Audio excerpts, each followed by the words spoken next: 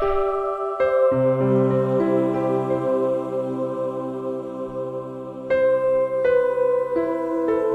base no Livro dos Espíritos, nós, na noite de hoje, buscaremos finalizar a análise do capítulo 8 da segunda parte do Livro dos Espíritos. Esse capítulo trata da emancipação da alma.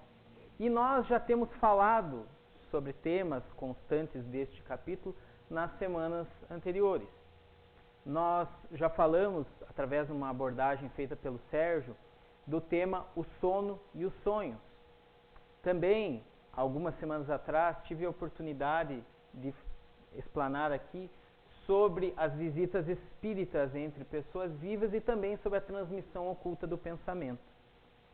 Nos faltam dois temas, e esses dois que nós trataremos na noite de hoje, que são as mortes aparentes, a letargia e a catalepsia, e os fenômenos de emancipação da alma, do sonambulismo, do êxtase e da dupla vista.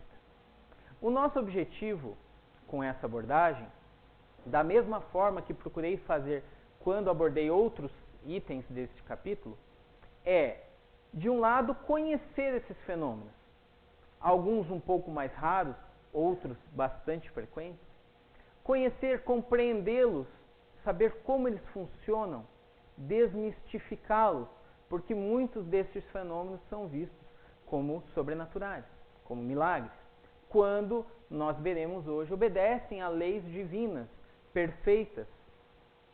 Então eles são fenômenos que estão dentro da natureza. Mas nós não queremos somente compreender esses fenômenos, mas saber quais as lições que nós tiramos destes conhecimentos que são úteis à nossa vida, à nossa forma de viver enquanto encarnados neste corpo.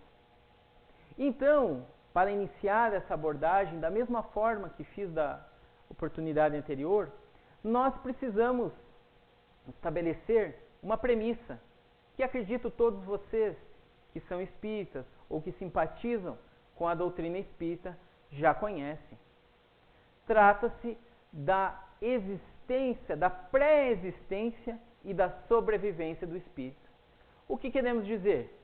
Que somos espíritos imortais, que já existíamos antes deste corpo ser formado e que continuaremos existindo após a morte desse corpo.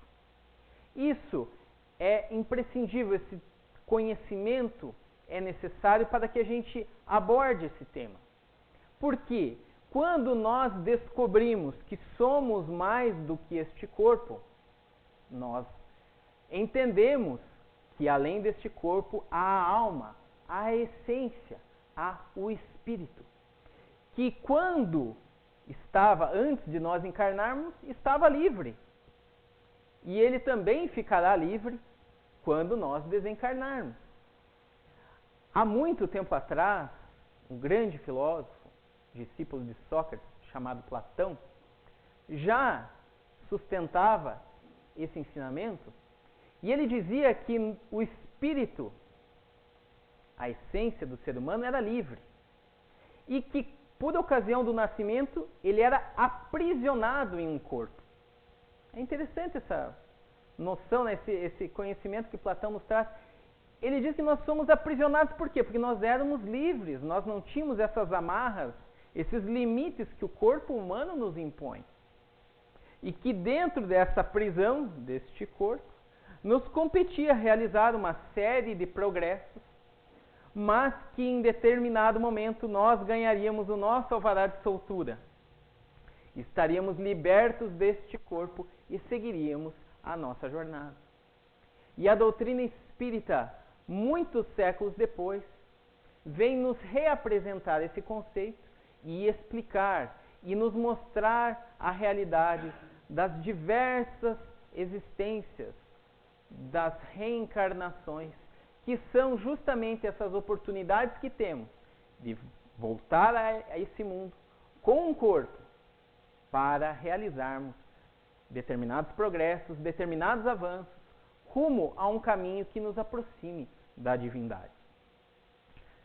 Feitas essas considerações, nós, da mesma forma que fizemos na oportunidade anterior, lembramos que se estávamos livres do corpo antes de nascermos, de renascermos, e se ficaremos livres depois que desencarnarmos, não é menos certo que durante a nossa encarnação, em determinados momentos, nós temos uma certa liberdade. Nós emancipamos a nossa alma.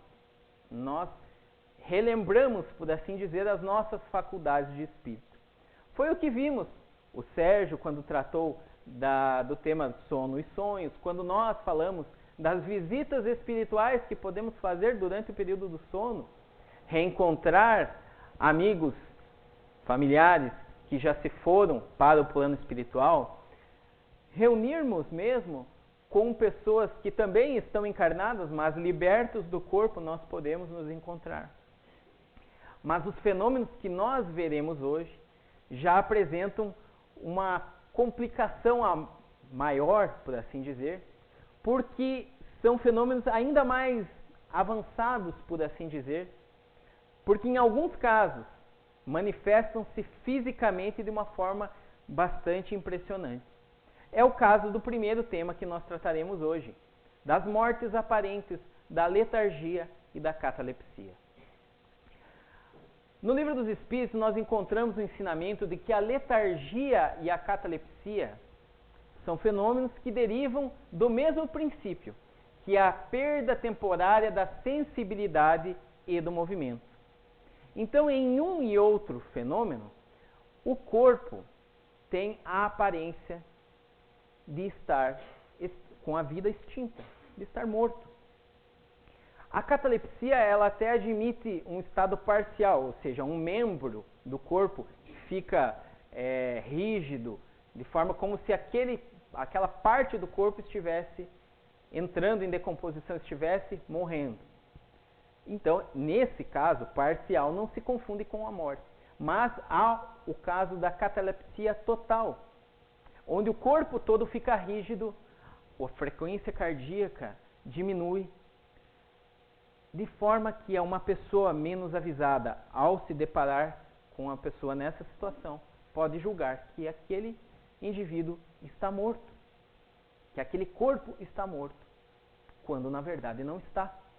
E na letargia, da mesma forma, com a diferença que ao invés do corpo ficar rígido, ele fica flácido. E também com a diminuição da frequência cardíaca, não se consegue aferir pulsação.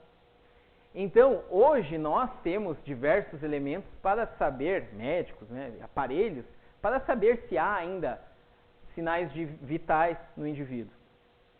Mas há muito tempo atrás, isso não existia. Então, muitos casos na história foram registrados de letargia, de catalepsia. Então, na letargia, assim como na catalepsia total, o corpo não está morto, porque há funções que continuam a executar-se, só que num ritmo desacelerado, de forma, como nós falamos, que não se permite verificar se o indivíduo está vivo ou não. Eu até falava que isso acontecia há muito tempo atrás, mas numa rápida pesquisa na internet, encontramos um caso em 2014, onde uma senhora de 91 anos, na Polônia, foi dada como morta e despertou 11 horas depois de assinado sua certidão de óbito. 11 horas depois, no necrotério, ela despertou. Por ser uma senhora de 91 anos, não fizeram as checagens, não submeteram ela aos aparelhos, ela aparentava estar morta. Ao médico que atendeu, deu atestado de óbito. E por sorte, os trabalhos ali demoraram para ela ser encaminhada para frente, para o seu funeral. Mas quantos casos que esse período pode ser prolongado de catalepsia, de letargia? Então, muitos casos foram registrados na história.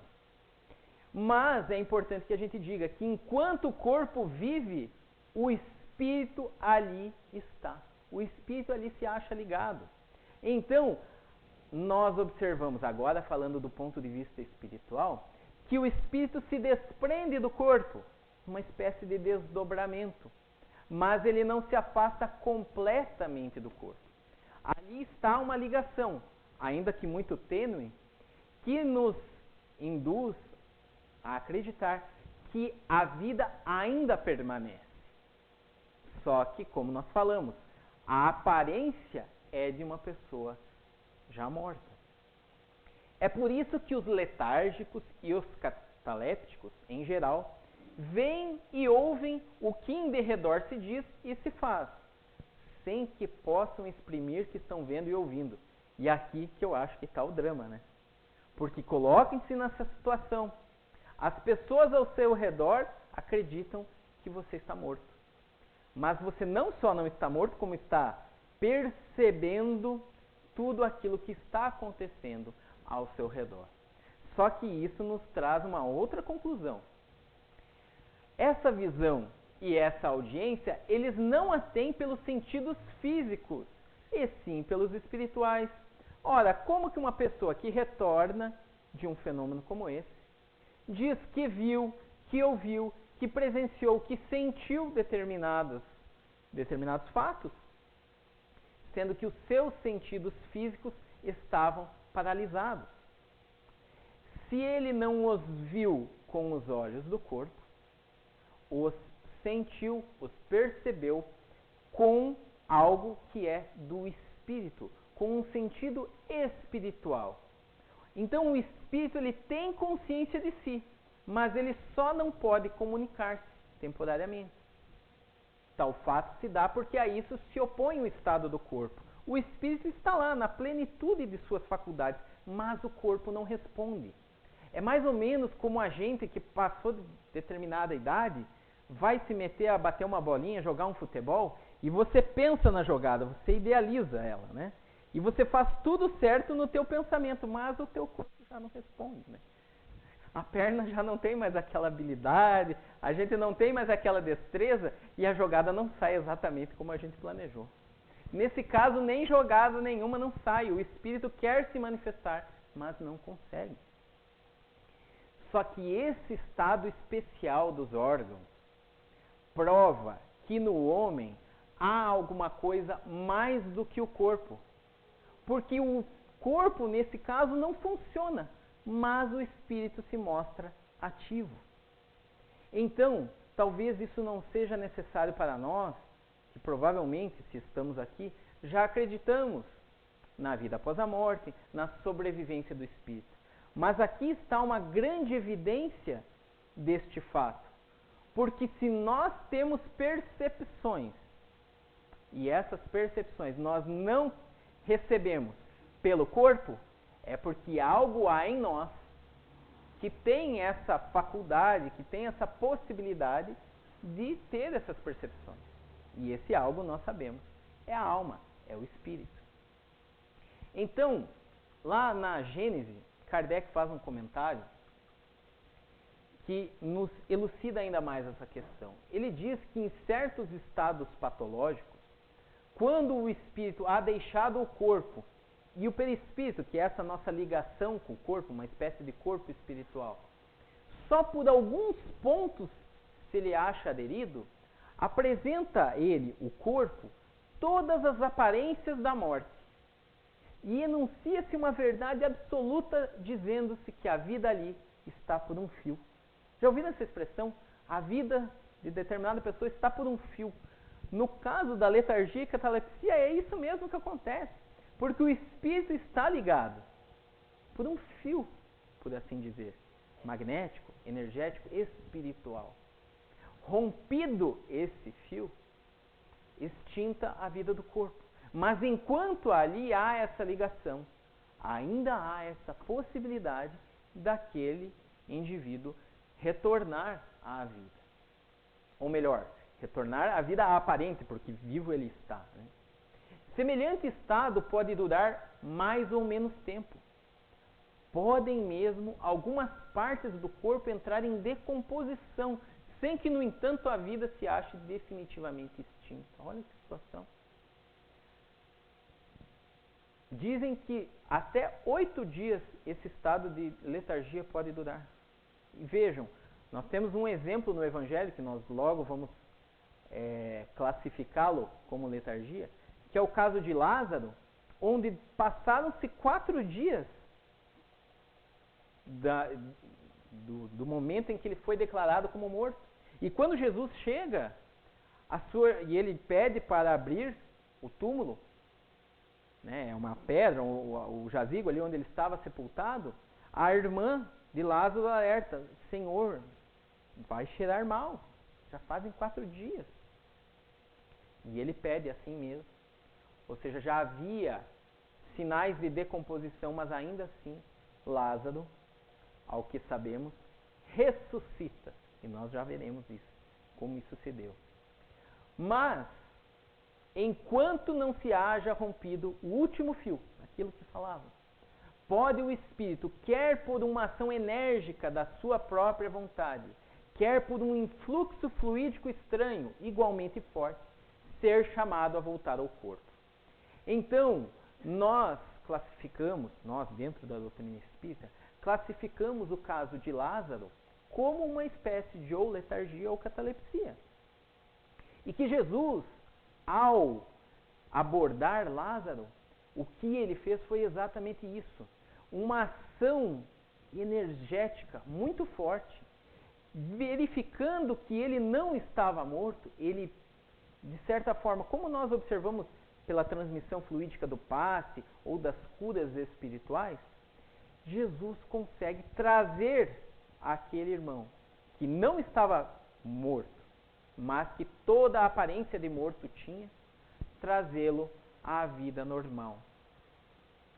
E aí, é bom que faça-se essa ressalva, muitos irmãos que vieram de outras religiões ou que ainda professam outras religiões, em algumas ocasiões, quando citamos estes casos que são atribuídos ao Cristo como milagres, e nós buscamos explicá-los de acordo com a lei natural, muitos irmãos podem achar que nós estamos diminuindo ou menosprezando a figura do Cristo, mas muito pelo contrário. Quando nós vemos um espírito dessa envergadura, conhecedor das leis naturais, que antes de chegar a Lázaro ele já sabia o que estava acontecendo. Tanto que ele diz aos seus apóstolos: vamos lá, Lázaro está morto. Ele fala aos apóstolos, que não entenderiam todo esse processo à época. E ele aplica os recursos porque é um espírito de elevação que nós quase que nem conseguimos imaginar. Tanto que em O Livro dos Espíritos, na questão 625, Kardec pergunta qual o tipo mais perfeito que já habitou a nossa humanidade, qual o espírito que nós devíamos seguir como guia, como modelo. E os espíritos nos dizem que é Jesus. Então, longe de nós menosprezar ou diminuir a figura de Jesus, pelo contrário, só ele mesmo, naquela época, para fazer algo tão maravilhoso.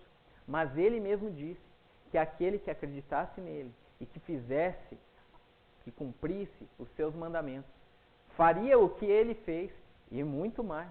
Está lá no Evangelho de João, no capítulo 14. E tanto isso é verdade, que nos Atos dos Apóstolos nós encontramos os seus discípulos realizando curas e inclusive casos que foram tidos como ressurreições, como Pedro, como Paulo, até mesmo Lucas, o evangelista que nem o conheceu, realizando uma ação fluídica que traz de volta à vida casos de letargia e de catalepsia. Então, para encerrar essa parte, Kardec diz que é assim que se explicam certos fatos de prolongamento da vida contra todas as probabilidades e algumas supostas ressurreições. Não se conhecia isso à época. E é bom dizer que os judeus tinham o costume de sepultar os seus mortos rapidamente, em menos de 3 horas. Esse era o costume da época. Então, não se conhecendo isso, muitos casos podem ter acontecido. E Jesus e outros de seus discípulos puderam auxiliar nesses casos, realizando aquele atendimento ao espírito, trazendo-o de volta à vida de relacionamento.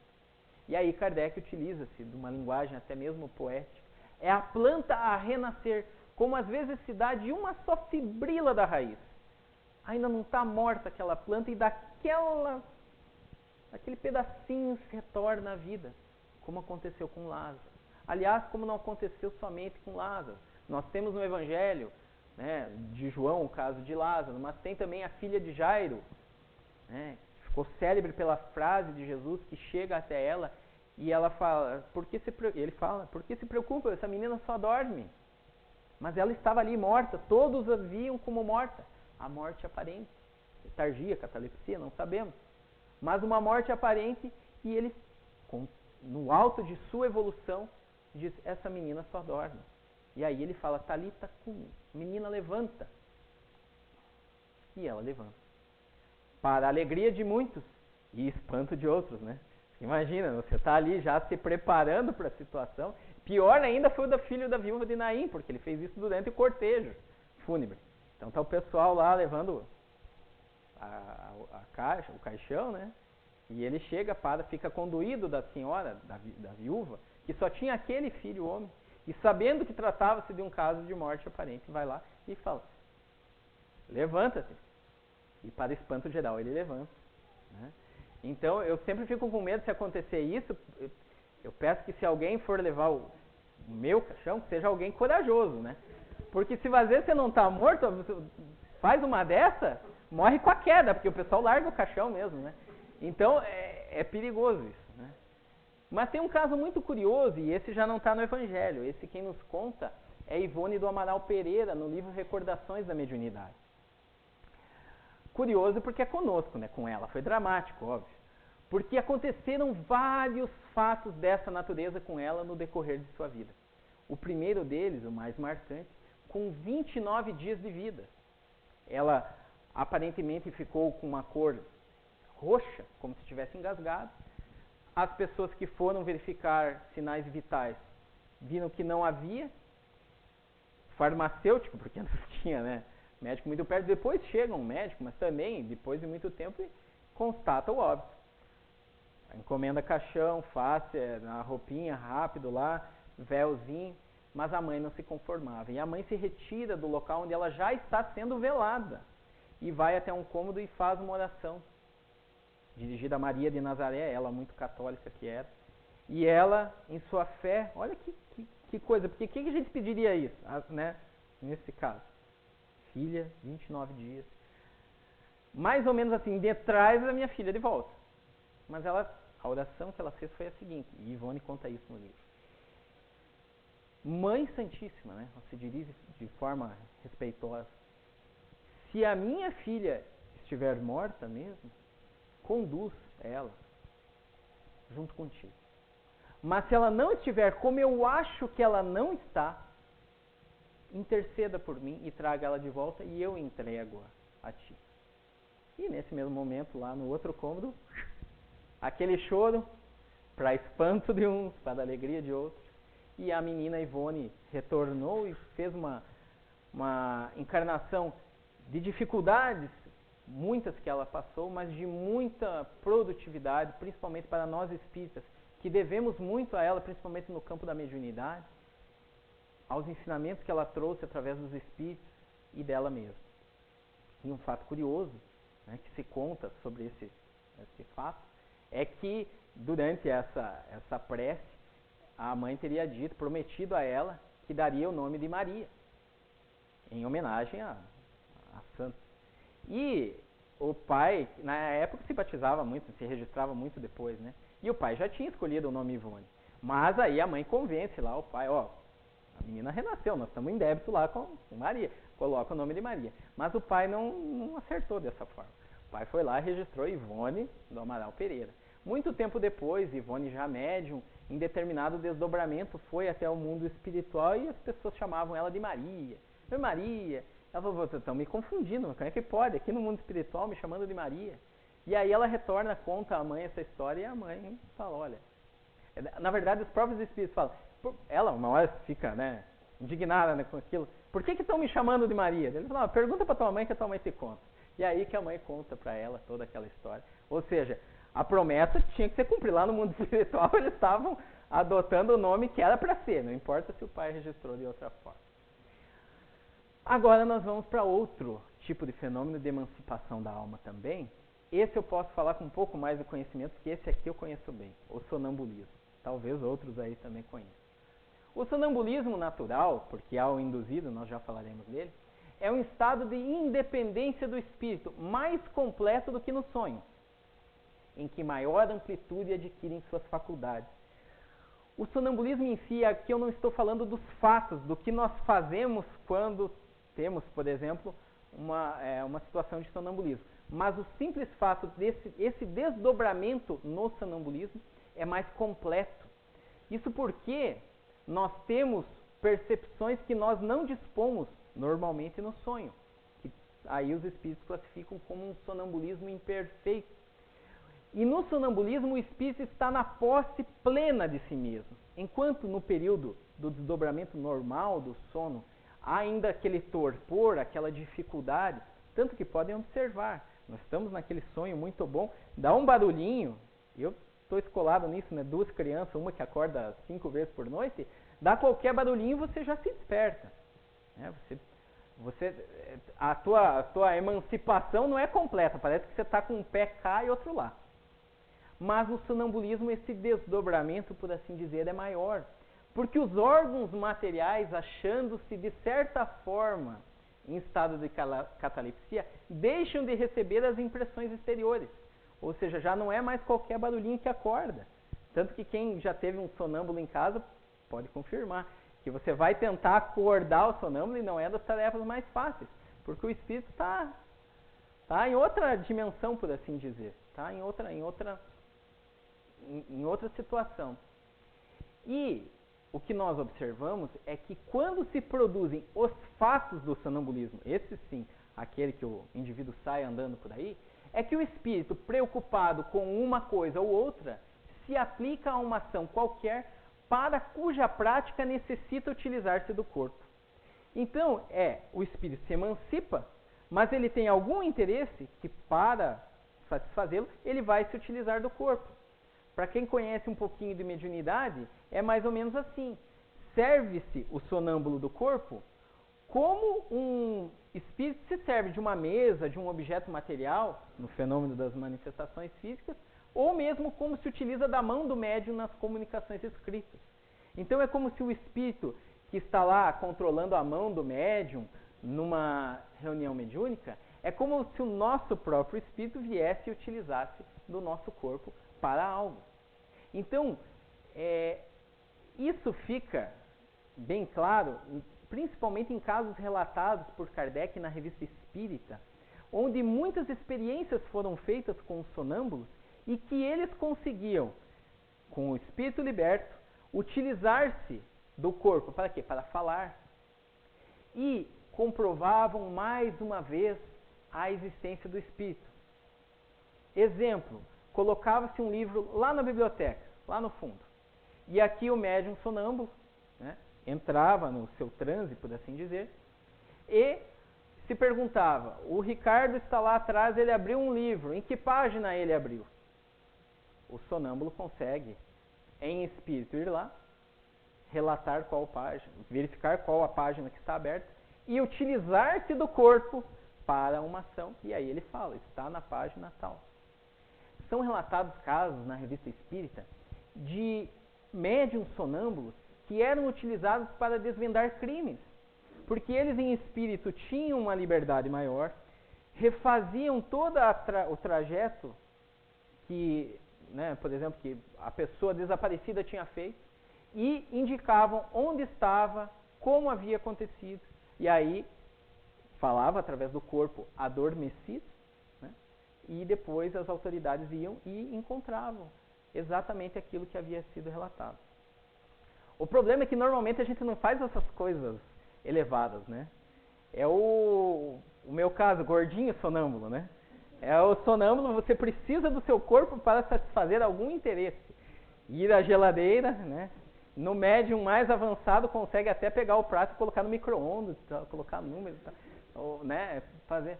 Mas eu tenho um caso curioso, eu sou sonâmbulo, pelo menos tive vários casos de sonambulismo, e a gente só fica, e é uma situação desagradável porque você fica totalmente dependente do outro, porque você retorna e não lembra. Então o que o outro te contar que você fez, você sempre fica naquela, será, né? Mas enfim, tive passagens hilárias mesmo, mas uma delas aconteceu quando eu era bancário. Tem algum bancário aqui? Alguém que trabalha em banco? Que vai me entender? Vai se identificar comigo aqui? Não tem, mas certamente tem gente que trabalha com vendas e tem aquelas metas para cumprir até o final do mês, né? E eu, quando trabalhava em banco, tinha várias metas. Algumas de produtos que até eu gostava de vender, seguro, né, plano de previdência, que é uma coisa importante, mas tinha o tal do título de capitalização. Sabe aquele negócio que você não acredita muito? E aí você tem que vender, né? São ossos do ofício. E tinha aquelas metas enormes, né? E eu aquele dia inteiro pensando naquilo. E para quem que eu vou vender? E como é que eu vou falar? Aquele negócio.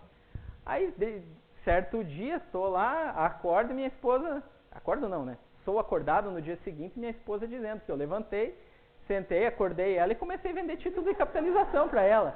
De madrugada. Né?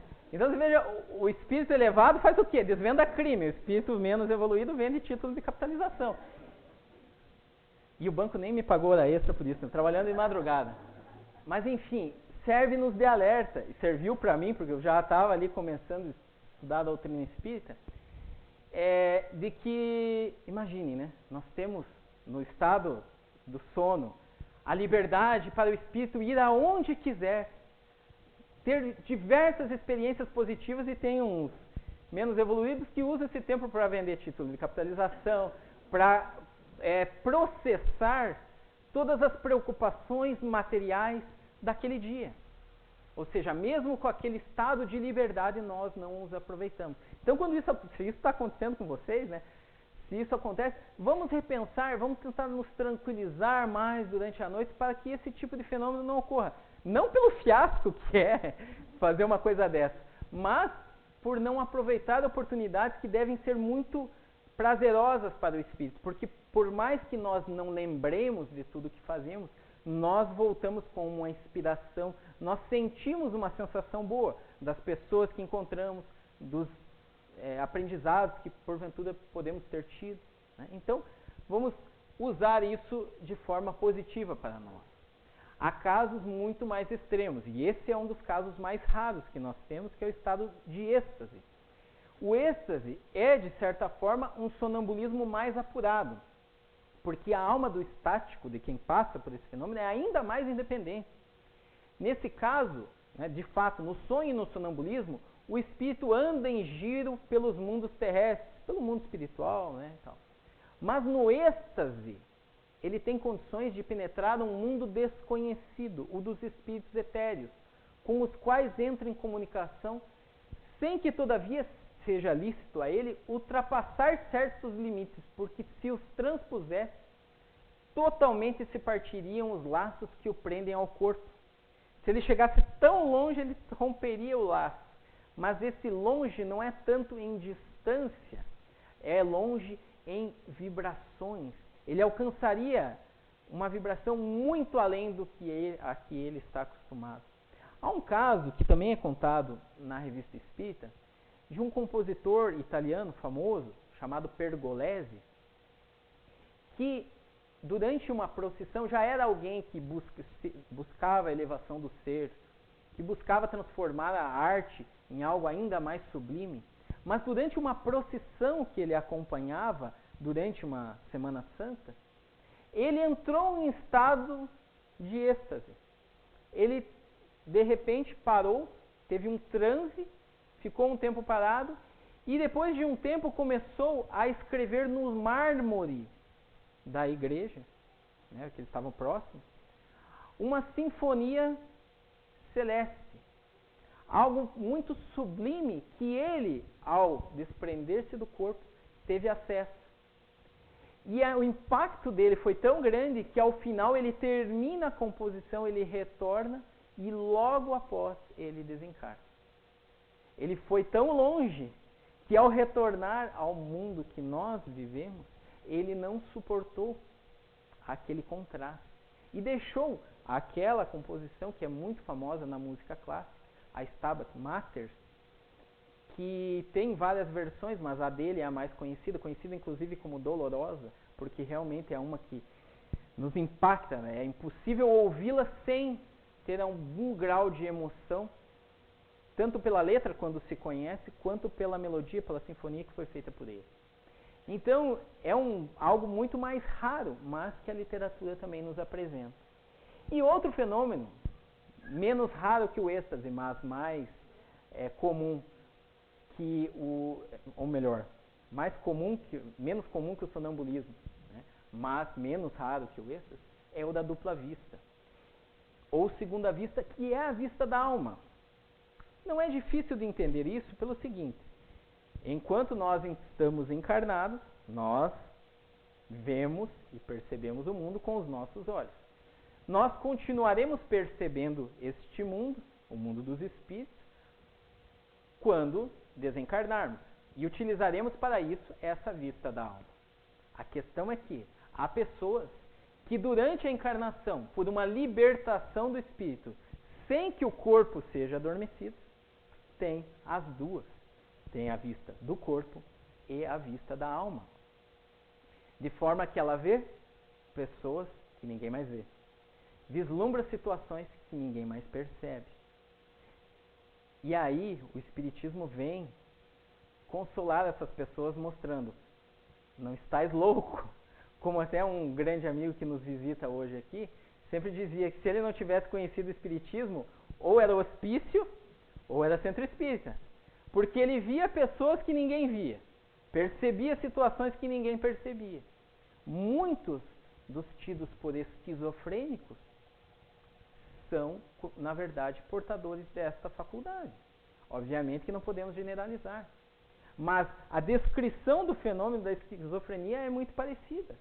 Há um caso muito famoso, ele foi retratado no filme Uma Mente Brilhante, do matemático John Nash, que foi vencedor do Prêmio Nobel. E ele sofreu durante muito tempo com a esquizofrenia. E lá para o final da sua existência terrena, ele conseguiu controlar um pouco isso. Mas um dos macetes que ele utilizava, quando chegava uma pessoa nova que ele nunca tinha visto, ele chamava alguém que ele conhecia e perguntava: você está vendo essa pessoa? Daí a pessoa: tô. Não, então tá bom, então eu vou conversar. Porque se o outro não visse, era porque era fruto da sua imaginação, ou era um espírito que estava ali com ele. Mas para ele, o diagnóstico foi de esquizofrenia. Trata-se de uma faculdade graças à qual quem a possui vê, ouve, sente, além dos limites dos sentidos humanos. Percebe que exista até onde estende a alma a sua ação. Novamente, nos mostrando a realidade espiritual interligada com a realidade do corpo. Há quem diga que Chico Xavier viveu quase que permanentemente com a dupla vista. Tamanhos os fatos que ele presenciou, que mais ninguém percebia. Então vê-se, por assim dizer, através da vista ordinária e como se por uma espécie de miragem. O grande problema para os portadores dessa faculdade, ou que tenham esse tipo de fenômeno de emancipação durante algum ponto da sua vida, é que elas se confundem. E muitas vezes o indivíduo não sabe o que é material e o que é espiritual. Para a gente concluir essa parte, a gente pode dizer que tanto o sonambulismo natural e artificial, porque em alguns casos, como naquele caso que nós citamos do médium que auxiliava a desvendar crimes, né, e aquilo pode ser induzido, então se fala sonambulismo artificial. Mas tanto no sonambulismo, quanto no êxtase, quanto na dupla vista, nós vemos vários efeitos, né, de modalidades diversas, mas de uma mesma causa, né? São fenômenos que, assim como os sonhos, estão na ordem da natureza. São fenômenos naturais que são explicados pelos ensinamentos que o Espiritismo nos traz. E é por isso que eles têm existido em todos os tempos.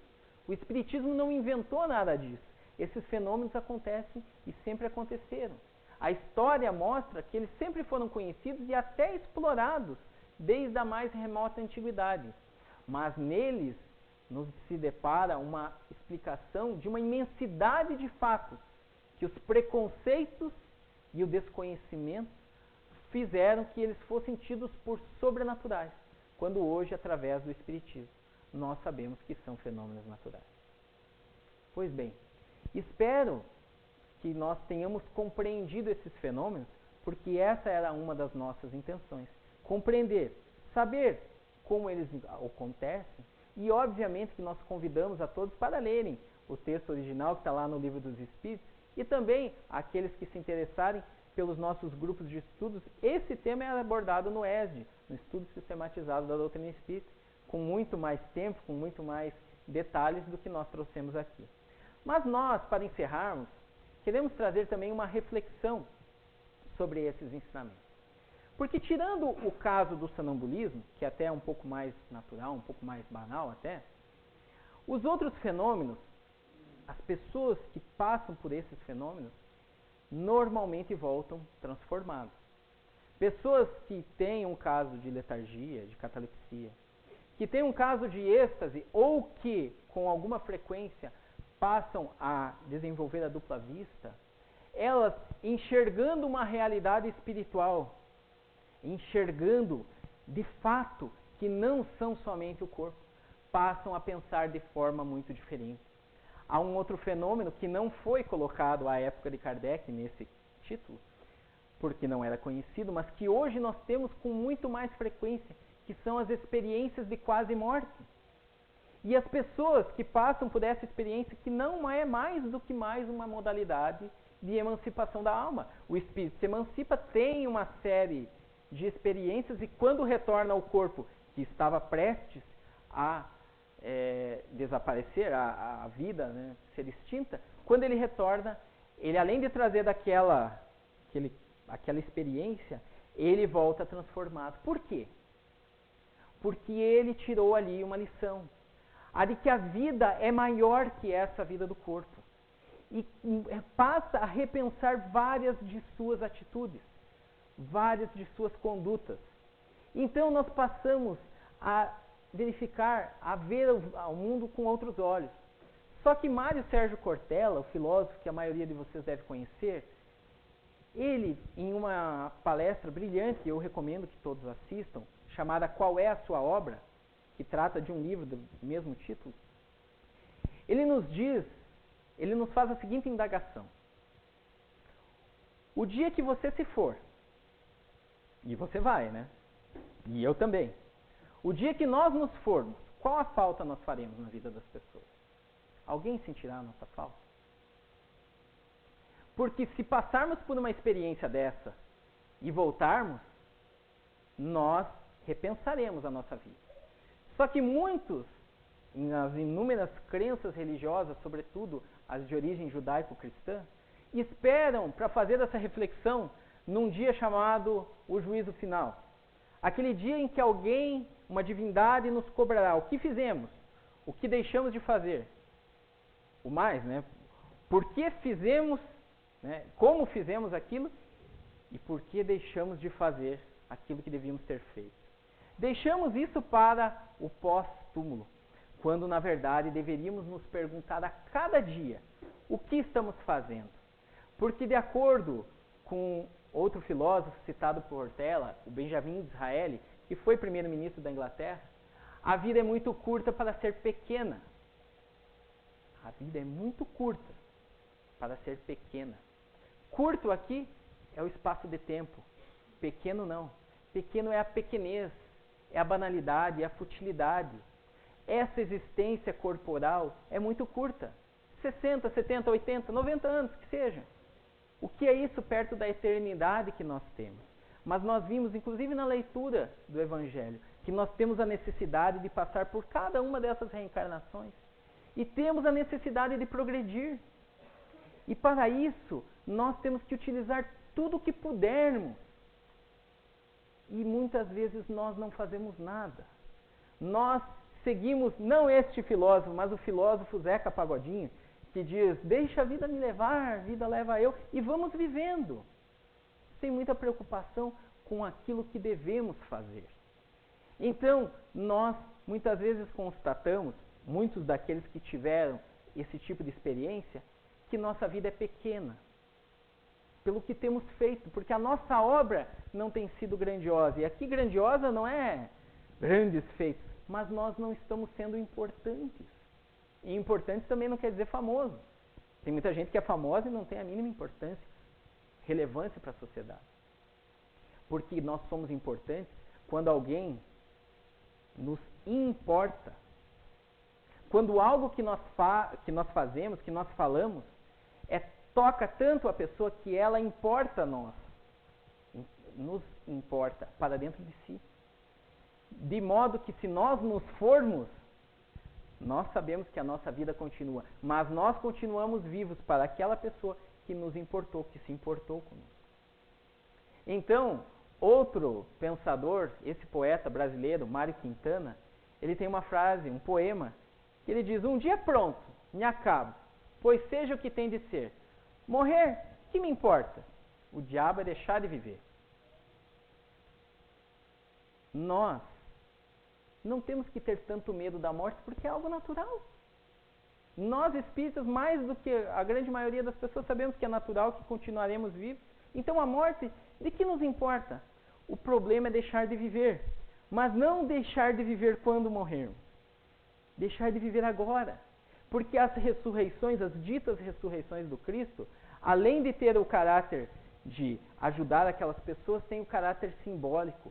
Quantos o Cristo ressurgiu para a vida? Quantos estavam mortos em vida? E aí vem uma outra frase que eu gosto muito, que é do Prêmio Nobel da Paz, Albert Schweitzer, que diz que a tragédia não é quando um homem morre. A tragédia é o que morre dentro de um homem enquanto ele está vivo. Quantos de nós deixamos morrer os nossos sonhos, os nossos anseios, o nosso entusiasmo? E aí, nas palavras de Mário Sérgio Cortella, levamos uma vida morna. Aí, como é que tá as coisas? Vai indo. E a política lá na tua cidade? Quem ganha, quem ganhar, não vai mudar nada mesmo. E a escola? Não, a escola isso aí não adianta nada. E a gente vai levando, aquele negócio morno. Esquecendo da advertência contida no livro do Apocalipse. Ser quente ou frio, se é morno, eu te vomito. Nós não fazemos opção nenhuma na nossa vida, nós deixamos nos levar. E muitas vezes estamos mortos em vida. Então, o sentido dessas ressurreições é ressurgirmos para a vida que programamos. Quando nós decidimos reencarnar, e isso foi uma opção nossa, nós viemos com um propósito, nós viemos com um planejamento. Não esqueçamos isso. Não deixemos isso morrer dentro de nós. Que possamos fazer a nossa parte. Mas e se eu não fiz nada até agora? De que me adianta? Eu já tenho sei lá quantos anos. Começar agora? Sim. É o que nos diz esse bem mais conhecido de nós, nosso querido Chico. Não podemos voltar atrás fazendo um novo começo. Mas todos nós podemos começar agora e fazer um novo fim. Ressurgindo. Os fenômenos da catalepsia, da letargia, nos mostram uma ressurreição física, por assim dizer. Nós sabemos que não havia a morte, mas eles se tiram da morte aparente. Nós também não estamos mortos organicamente falando. Estamos vivos, mas talvez estejamos mortos aparentes para o espírito. Mas isso não importa, porque o que passou nós não podemos mudar. Mas que possamos ressurgir, como Lázaro, tocados pelo Cristo e firmes no propósito de não fazer a nossa existência ser uma existência banal, fútil, não deixar a nossa vida ser pequena. Já basta que a encarnação seja curta, que ela não seja pequena. E tenhamos a certeza que, imbuídos desse propósito, não nos faltará assistência, pois os bons amigos espirituais sempre nos ajudam quando temos boa vontade de seguir em frente, de progredir, de evoluir. Agradeço pela atenção, peço desculpas pelo atraso, era bastante coisa para falar hoje, tá? Mas desejo a todos uma excelente noite, com muita paz, e que possamos ter experiências proveitosas durante o período do sono, mas que também em vida sejamos vivos de afeto, de solidariedade, de sentimentos e pensamentos nobres, para que a nossa vida valha a pena, para que sejamos importantes para aqueles que nos rodeiam, e conscientes e principalmente comprometidos com o nosso propósito, que é evoluir. Agradeço a todos, uma boa noite a todos vocês.